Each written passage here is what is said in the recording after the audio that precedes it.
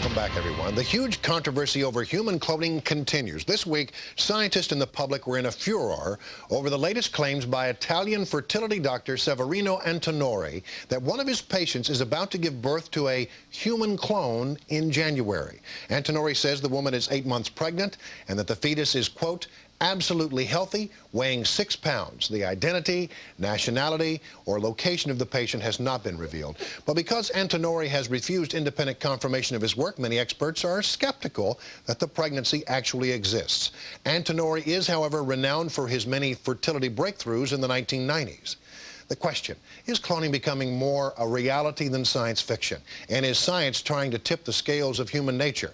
Joining us is Dr. Glenn McGee, Director of Graduate Studies at the University of Pennsylvania Center for Bioethics. And on the phone tonight, controversial fertility specialist Dr. Panos Zavos, who's Professor of Reproductive Physiology at the University of Kentucky. He's claimed in the past to be conducting his own human clone research. Gentlemen, thank you for being with us here. Let me start first by showing you the quote that has caused so much interest from Dr. Severino Antinori. He said, and I quote, "I expect it during the first week in January. An absolutely healthy baby will be born." Dr. McGee, I'll start with you. Do you believe him? Absolutely not. I mean, there's no evidence whatsoever to support his claim. But more importantly, it was a year ago tomorrow that Advanced Cell Technology, a company in Massachusetts, claimed that it had created the first embryonic human clone, a claim that was later repudiated by many scientists. During the last year, we've seen cloning, quote-unquote, experts set up shop over daycare centers in West Virginia, make claims like those of Panos Zavos about having labs set up all over the developing world, and not yet a shred of evidence that anyone has done a single thing to move cloning along. Well, let me get Dr. Zavos on the line there. Dr. Zavos, do you believe this claim by Dr. Antinori?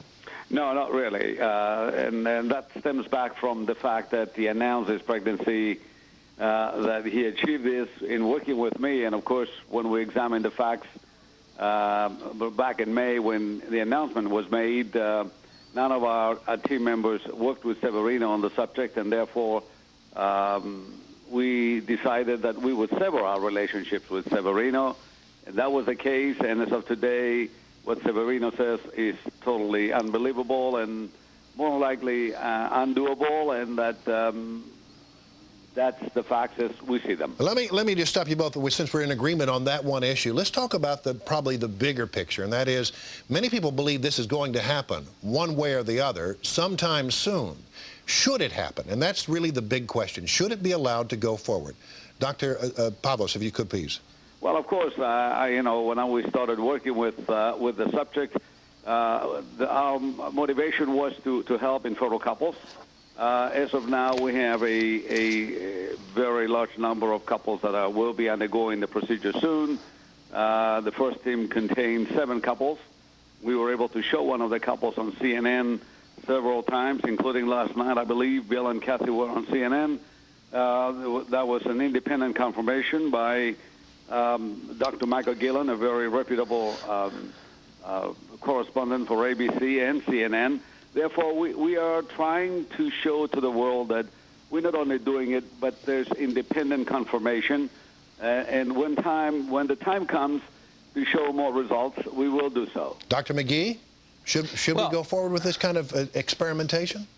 I think, frankly, you're looking at the object lesson for why this has to be regulated. I mean, the problem with human cloning isn't so much that if we did it carefully, if we did it slowly, if we all talked about it, it would be a horribly terrible thing.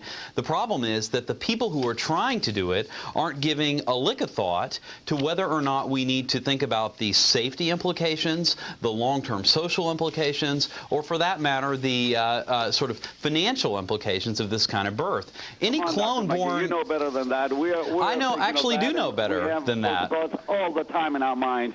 Come on, don't give. Well, Dr. Zavos, before you were ejected from the University of Kentucky, fertility market for 25 years. How long have you been? Well, actually, Dr. Zavos, before you were ejected from the University of Kentucky, who's ejected from the University of Kentucky? You're absolutely false, and you got to examine the facts.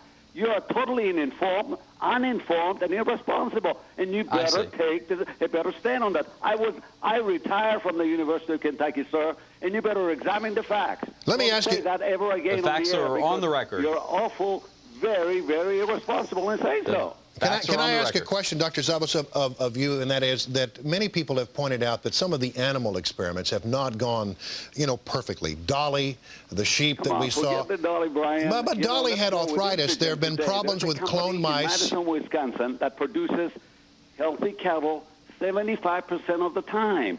Those are facts that happen today. Dolly is a phenomenon that created by its makers in order to fool Mother Nature and fool the U.S. Congress and the U.S. government and the governments of the world that Dolly is not healthy, although Dolly obviously became a mother several times and is a very healthy sheep. But Dr. McGee, let me ask you about that. Yeah. Let me interrupt just a second, because there have been some reports that Dolly has arthritis. Some cloned mice have had some health problems. Yeah. They don't live very long, for one thing. If there is a human clone out there, isn't it possible that it could be born, appear healthy initially, but run into all kinds of health complications down the line? Oh, you can go further than that. There's no question that if a human clone is successfully born, it will have genetic abnormalities. I mean, we know, there's no question about it. There's been significant genetic analysis done, and as a number of experts, including one leading geneticist at MIT, have concluded, there has yet to be born a single clone mammal, not one, that hasn't had some genetic problem. So a human would no doubt have problems ranging from aging issues to Brian, 25 years ago, when Louise Brown, the first test tube baby, Louise Brown was an imitation of ordinary reproduction. Gentlemen, we're all out of time. Thousands of them born, and there's nothing wrong with them. We're all out of time, so I'm going to have to end it right there. But I thank you, Dr. McGee, Dr. Zabos. Thanks for joining us here. Thank you, Brian. Our debate tonight on the Fox Wire. Coming up, does Chevy Chase find everything funny? Never heard so much talk about drugs and a failed career based on drugs from so many people who took so many drugs. They just can't get off the subject.